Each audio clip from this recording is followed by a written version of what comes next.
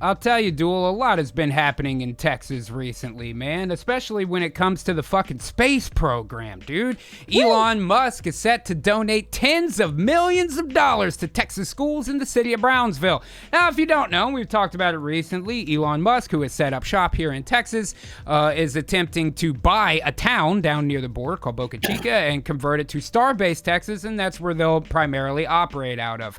Geographically, it's a good location for them because of the access to the Gulf of Mexico. Clearly, you don't want to launch over land. That's the mistake the Chinese government made.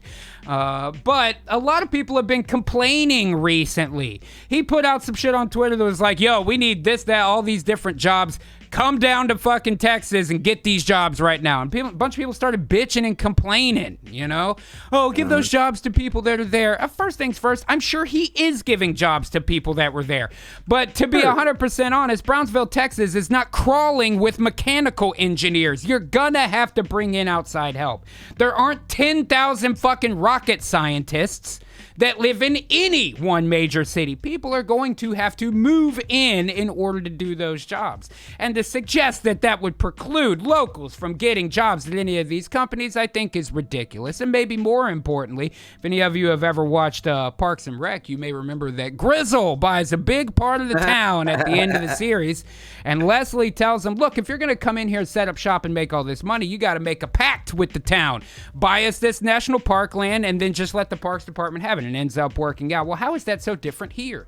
All these people bitching that he is not enhancing the community. Well, Elon said, fuck it, we're finna fund all the schools and shit down here. And if you ask me, that's a smart move. That's a smart move on his. Absolutely. I think that's invest in the education that is going to be in the place where your business is going to be in the future. Yeah, don't you think that means the high schools down there are going to have great engineering and rocket science and space, all of the necessary skills that might translate? I hope they spend the money the right way. Yeah, sure. a lot of new STEM programs down there.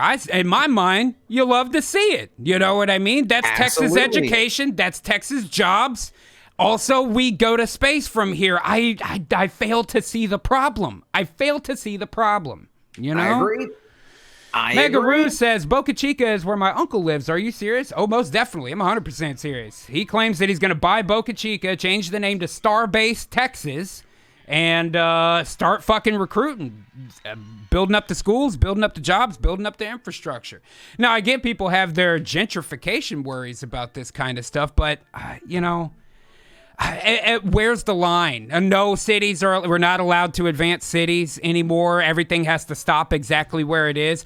Why do people always think that the time that they're alive and comfortable is the time where science, technology, and development should stop? Nothing should go forward and change, and nothing old everything old should be left the same. Everybody feels like their personal time here in America is where everything should stop dead cold in its tracks. Well, that doesn't make any goddamn sense. And I understand that it creates problems, but look what it could allow us to achieve, man. Space. God damn. Fucking space. Extremely interesting. And there's lots to do out there, Phil. So it's high time we get our asses in gear. SpaceX Crew Dragon astronauts taking spacecraft on a quick ride around the station. Bro, they went around the block to smoke a joint in the spaceship before they went back to work. They're on their lunch break. It out, dude. They went to burn it down on their lunch break, man. Good for them. The Dragon. That's good shit, man. How long would it take to walk around the moon? Well, hell, you could smoke a blunt in that time, really. You're going to need an extra long lunch break. But that's true. God, I'm really looking forward to some of the development. You guys remember last week we were talking about NASA putting up $500 million for people to start designing commercial space stations for them to get ready to build. That's fucking amazing, man. You know? Unbelievable. Oh, yeah. We're going to have the tech ready before we have ourselves ready, to be perfectly honest. This is how the human heart adapts to space. Teal deer is that it shrinks a little bit, man. And that's one of our big... Yeah, shrinkage. Heart shrinkage. It's cold in space. So cold that even your heart shrinks, man. And I'll tell you, we have the tech in place before we are even close to ready to deal with those kind of harsh conditions. And I mean, really, that's the nature of the game when it comes to humanity. We're way too fragile to live in the wild. I mean, how many mammals have you seen out there? As soon as they give birth, that baby drops out and runs away. Fuck, humans can't even feed themselves for the first few years, let alone fucking walk or... you know what I mean? They're by no means ready. We should honestly gestate longer.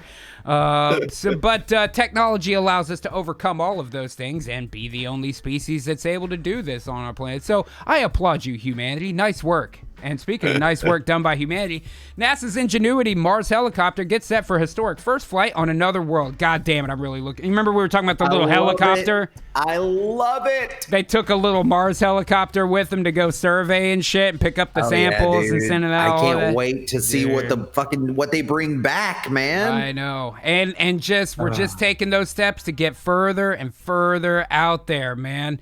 And it's only a matter of time before we're able to move on beyond even Mars, because there is a ton of stuff to find out there, Phil. NASA's Juno spacecraft detects strange new auroras on Jupiter. I don't know what's going on in that picture, but it's pretty dope. You know what I mean? That is pretty cool, Somebody dude. dropped their cigarette on Jupiter. That's what Yeah. happened. Now, don't get me wrong. We can't live on Jupiter. Isn't Jupiter mostly gas, or is that Saturn? It's a gassy giant. Gas giant, right? So that's not one we could habitate on.